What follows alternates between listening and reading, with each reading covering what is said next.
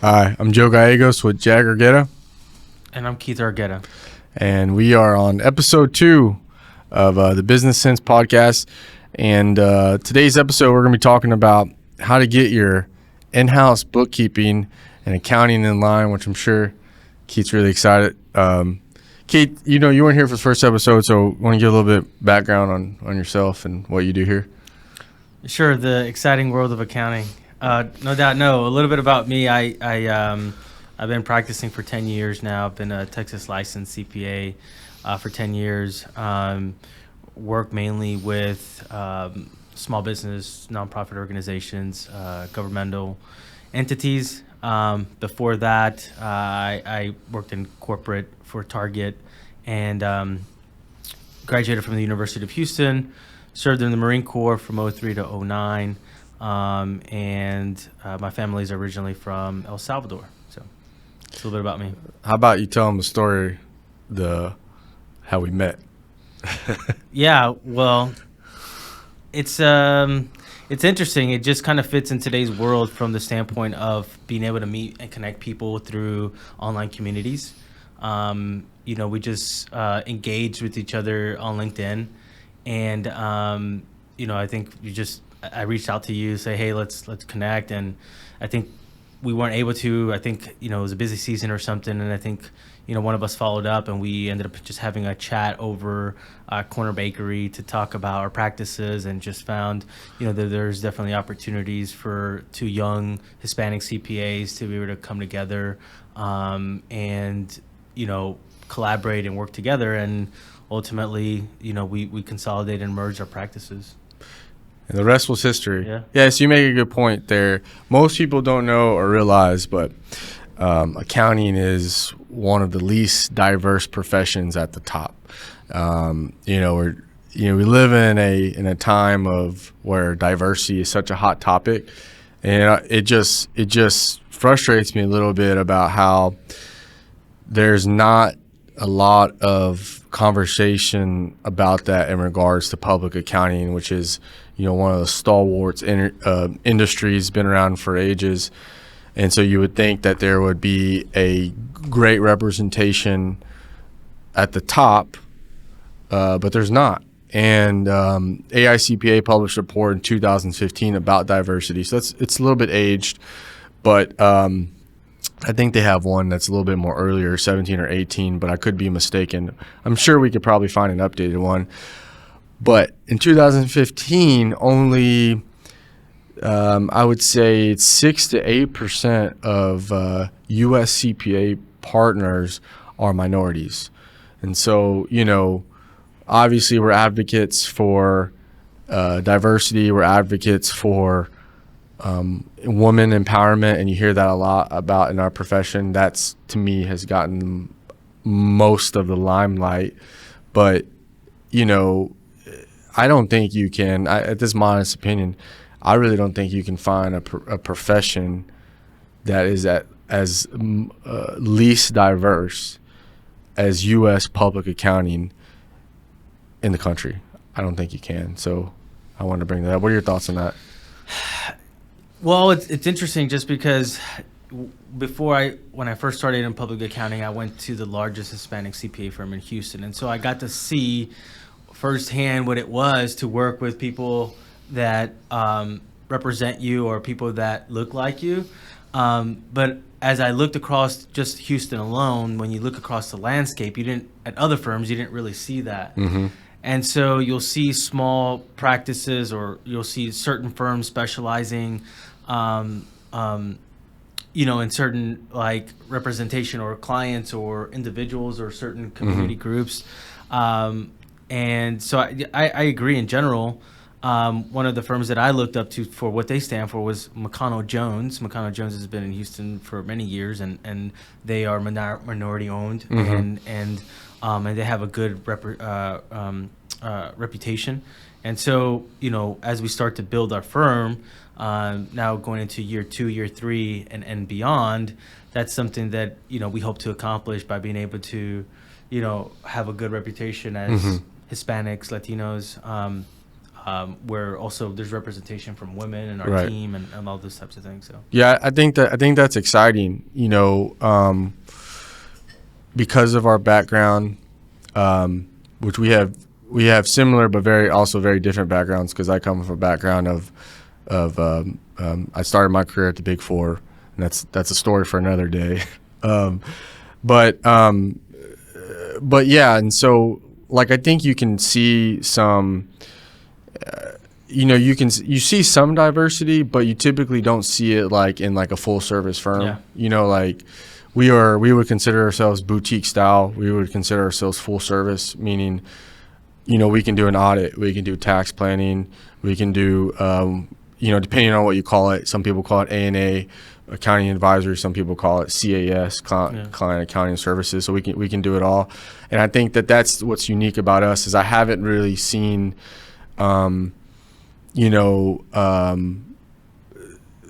diversity at the top in regards to ownership with that type of pedigree, specifically related to Latinos. I don't know. Can you recall any? No. Right. So No. Yeah. I mean, I think this topic in itself can be on a standalone. I think so. We may get into that. So, yeah. it's just as we're talking about it, obviously it's something that we care deeply about. That's in our bones. It's in our DNA. That's exactly just from looking at each other in the mirror. It's an important aspect of our everyday lives. You can't change that. Yeah. So. Yeah, I think that's good too. Which is like we have topics. So Gabriel here does a great job of putting together some topics for us, topics that we think are going to be relevant to our audience. But we also said when we got into this, it just wants to be a conversation. Yeah. So I like how the second episode is going because it's totally different dynamic. It's really hard to speak by yourself for 30 minutes. Super hard. Some people who look it easy make it look easy, but it's super, super hard. And I already feel a lot more comfortable with you here. Cool. So I think it's going to go. But we will leave ourselves. I think it's okay to give ourselves the latitude and grace to just let the conversation flow to wherever it wants to go. Even if we get off topic. Let's keep going. So, but we were talking here and we're saying, look, let's start off with maybe some hot topics, current events. And so we were bouncing off some things. And one of the things that came up is inflation, right? So how does the CPA think about inflation? What comes to mind, and how are you? I know we talk about it a lot. Yeah. I'm like, man, I'm feeling it this year. What about you? I mean, obviously, inflation comes in two ways. The way we look at it as a business owner, number two, but the first way is obviously as individuals, as consumers, whether it's for home or for our families. And so definitely, you see it at the grocery store, you see it at the gas pump, and it's at a point where it's like you notice it. And if you don't if you don't take cognizant action towards budgeting or tracking or making hey, let's not go out to eat every day this weekend, let's stay home and cook, or let's have leftovers or something. You have to make more of an effort, it feels like, for sure. Otherwise, your take home, or what we save on a monthly basis, won't fall in line with how you've normally planned, basically.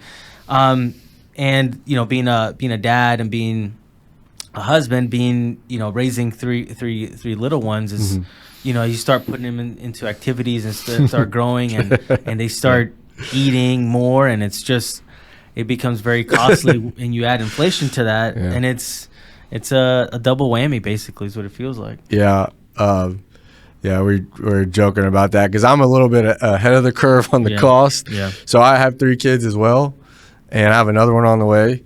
Yeah. So my kids are in activities. They're in stuff. I just had to go buy a bunch of baseball stuff, So I'm like, I need to do some more billings, because baseball is expensive, if you want to get the equipment, and I mean, but you're right, it's just, I think it's great when we weren't really anticipating this subject to really tie into what we're talking about, which is, getting your bookkeeping and accounting in line. Yeah. It sounds like a dull topic, but it's so relevant to everything. Yeah. And, one of the things that stood out to me is, if you're not watching or paying attention, you're going to put yourself at risk. And right. Yeah, no, definitely. It's basically like sports. Like if you keep your eye off the ball, you're gonna miss out on the play. You're gonna miss out on the action, and you're just not paying attention. And it's definitely not a good feeling for sure. Mm-hmm. Yeah. So what do you think are? I'm looking at some questions here that we put, but what? And you mentioned some of this already. Well, before we really jump into that, the second part of it is like as business owners. Inflation's impacting us from not just wages, but also like, our software costs, every year. Oh, yeah. Our cost we occupy this space that's almost like what? 10,000 square feet. 10,000 square feet. And we have office supplies. We have, a small kitchenette that we have to keep stocked for our team. And, we're going out and we're purchasing supplies and all types of things. So, you have a really good understanding of the firm's books in the sense of just for what you do, but also, I'm sure you see some things going up too from a book standpoint and as a firm owner.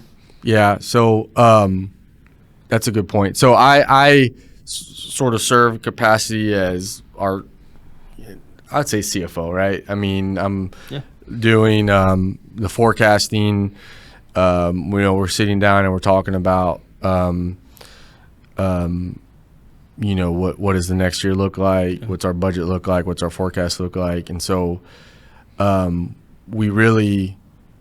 look at that as like, if it wasn't for that piece, I think it's hard to have peace, right? It's hard to go to sleep at night because you're not sure where you're at and where you're going.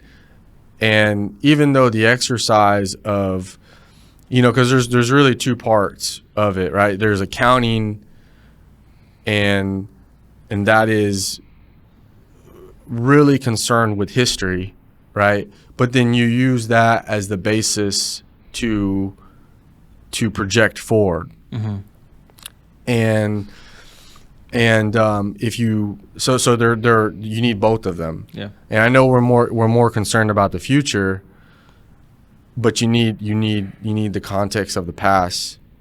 The last things that I'll say about inflation just has to do that it impacts us, like I said, personally, and it impacts us both from the business standpoint. And so we can't necessarily just stand by and not take action, not take steps on like how to control it and how to impact it, whether it means cutting back on certain things at home, whether it is maybe being more efficient with our capital from a business standpoint. Yeah. You want to be, I think if we were like a 50, 60, 70, 85, 100 person firm, I would, like, if I'm like the head guy at that place right now, I'm stressed out. I think what we have is the ability, we've been really good at managing our capital, and that's like a miracle, especially with like having like two people to agree on how we divvy it out, right? How do we save, how do we pay it out, what do we do with it? That's where we've been. I've always felt like very fortunate that we've on that part have been able to be successful. So what we have is that we're nimble. At the same time, our costs are going up a lot. We really try to take care of our people. Being a small business, we knew that even health benefits was something that we needed to do. Yeah. And we finally rolled that out last year, and we were happy and proud to do that. As an owner, it gives you, for me, speak for myself, but I think you would attest to it. There's joy and satisfaction in helping and providing for others, and you want them to, you want them to be successful. You want them to succeed. So But back to the main point, we're able to be nimble, so Yeah. we can move, we can maneuver. It's like, I think the picture that comes to my head is being in like a huge boat, you know, and here's this iceberg and it's inflation. Like if you're on the Titanic, you're like about to hit it. Yeah. And I think a lot of companies, I think a lot of firms are in that situation. I think our industry have gone through a lot of consolidation, and I would think that it's been leveraged buyouts that most of these consolidations are happening in. And so you have debt service. At the same time, you have talent. Our profession has about 70% of CPAs in retirement age. So you have a lot of leadership. Those are typically where It's definitely high. Right, your rainmakers are. You mean, if we think about some of the guys in your careers who were really good business development people, they were older. Yeah. And so you have that, and then you have, you have talent just sort of, they're being strategic and they're jumping around and figuring out how they can take advantage of the environment right now. So it's challenging, it would not be, it would not be wise to say that, look, we know what's going to happen, how things are going to turn out. The only thing that we do know is it's a challenge. Yeah, that's why we're here. And we have to be prepared for it. So what do you think, from your clients, and are you seeing anything there? Is there something that comes to mind when it comes to this subject and how it specifically relates to getting your accounting record keeping in order? In regards to do you mean like inflation, or are we talking about the topic here? Yeah, I think they're kind of related a little bit. Yeah, on the topic of how to get your in-house bookkeeping and accounting in order. I think that a couple things come to mind. One, when we're talking about what the demographics are in terms of institutional knowledge, experienced professionals aging out, or one thing that comes to mind right now is one of our clients. It's in energy, where we're going, our economy and our global economy is going through energy transition from to clean tech and all those things, and you've got these old school manufacturing or oil and gas jobs, blue collar jobs, and one of the specific words that I heard this client say was, it's not reskilling, it's not upskilling, because it's not to say that these are low skill jobs, because they're more reskilling. And so you have to find these individuals that are in their 40s or 50s, and they're going through a transition in they have to reskill their experience and knowledge to fit in today's day and age for technology, for advancements, R&D, and what we experience in, like how in this client is in the energy industry. And so in our profession, you're right, you do see older CPAs. I can count, I'm not even kidding, a dozen times where a client has come to us because their CPA passed away. It's insane how many times that it happens every year. I'll get a referral that says, my CPA passed away, can you do this? And that's because CPAs are old. What we see, and like you mentioned, I'm not surprised that a significant portion of our professionals are in retirement age or getting close to retirement. So, we can look at it that way, and we can look at it from a perspective of, it's a huge opportunity for younger generations to be able to come in and learn the professions that aren't necessarily accountants or traditional for accounting majors. We have people that study economics, people that study finance, that are coming into this profession. So I find that an interesting trend right now. Mm-hmm. And so those are a couple of things that come to mind right now. I think what I see right now is being resourceful, and it's kind of always been the case with smaller businesses that are, say, under $1 million in operating revenues or operating budgets, where you usually have someone who has wears two hats. You'll have an admin who's also a data entry bookkeeper. Mm-hmm. That hasn't changed. We still see a lot of that. it's challenging though, because as professionals and as accountants, we rely heavily on the data and the input and the numbers, preliminary numbers that we get a lot from our business owners, entrepreneurs, and small businesses. So what do we do with that is, we scrutinize it, we add as much value as you can, we ask questions as professionals, we try to drill down to what's important for each individual business. But it starts with the fundamentals, like, how's your QuickBooks? Are your books being reconciled monthly? We get that all the time. It's like, oh, I haven't reconciled my books since September, and we've got 3 months worth of books to clean up. Yeah. And it's hard to rely on the data when it's incomplete. Yeah. And as you do it with a lot of CFO consulting, is like, how can we reliably provide value or accurate projections when the numbers aren't complete or they're not really reliable. So those are the things I think we've seen for many years, but in an age where we have inflation, when we have the Great Resignation, there's like I said, we have to be resourceful with our teams and our resources and our technology, even more so now. Yeah. So I think what I heard there, because my answer to that question is you first need a diagnosis, because you really touched on a lot of things. I think it comes like natural to you because you've been in the business a long time, and I'm in the same bucket. It's like going to the doctor's office that someone who's been around for a long time. They're an expert, they're renowned, and interesting. I just really had this epiphany because I didn't really realize it. But last year, my wife and I binged House. It's a show. No, I haven't seen that one. It's a good show.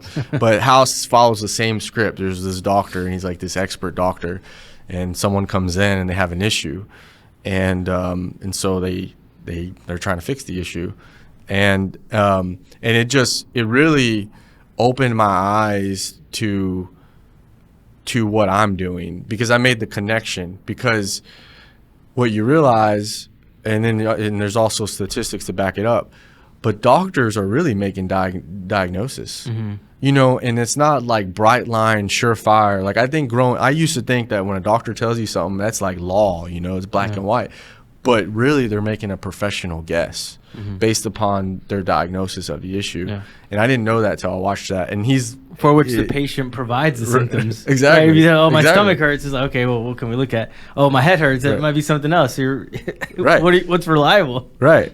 And so to me, that like connected, what I was doing and what we were doing, like that. I had like a light bulb go off, and I was joking around, like I think I had like probably 2 months where I was trying to act like House around here, he's the sharp guy, but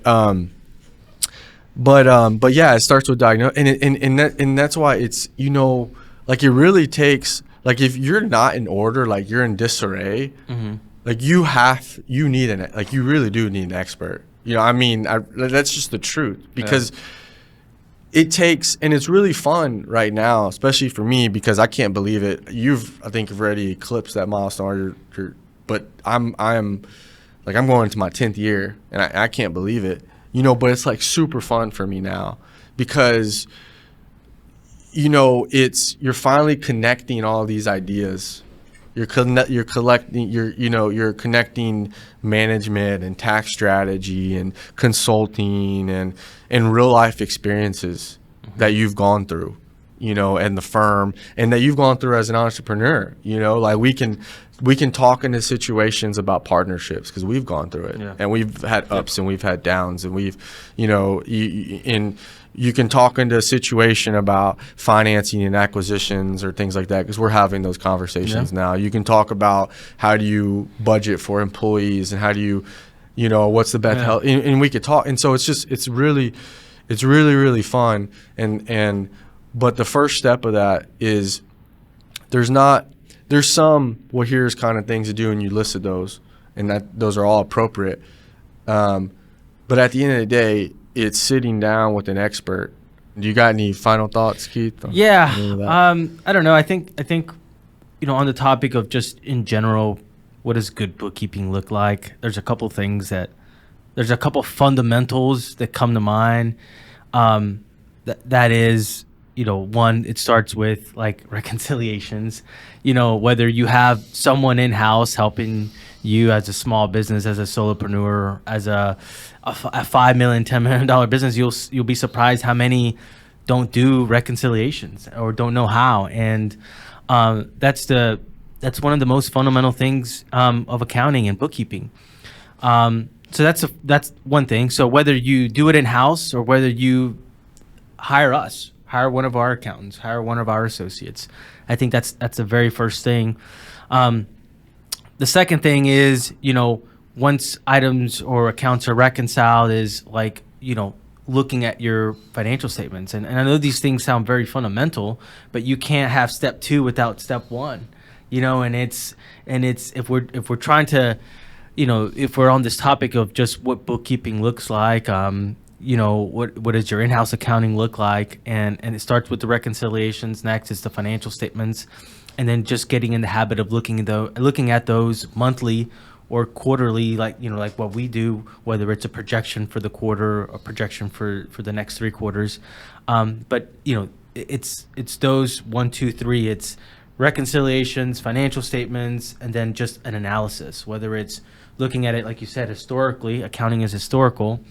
And then 2, as a CFO, if you have your CFO hat, is what decisions can you make with that financial data? And so those are the 3 bullet points. They sound fundamental, but if you can establish a routine around that, like I said, monthly, quarterly, because annually it's hard to make decisions, and when you need to pivot in this environment that we're in, and you have to make fast decisions, that's what your trusted advisors are for, like your CFOs and your accountants, and hiring us to be able to do that, to do those activities with you. I think is a couple topics or a couple points, bullet points that I'd like to just leave the audience with, leave our understanding of what general accounting should look like. Good. I appreciate that. And I think that's a good spot to wrap up. So we'll be back next week on Business Sense again. These are the partners of JAG Argueta, and we'll talk to you soon.